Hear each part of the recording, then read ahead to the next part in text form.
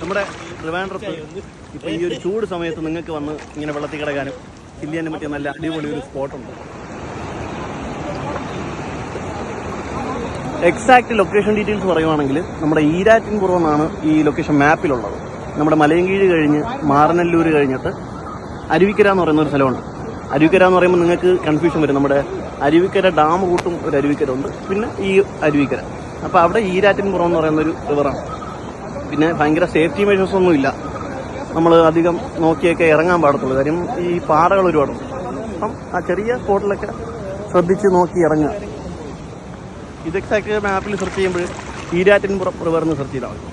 അപ്പം എല്ലാവർക്കും വന്ന് ചില്ല് ചെയ്യാൻ പറ്റുന്ന ഒരു അടിപൊളി സ്പോട്ടാണ്. ഓക്കെ.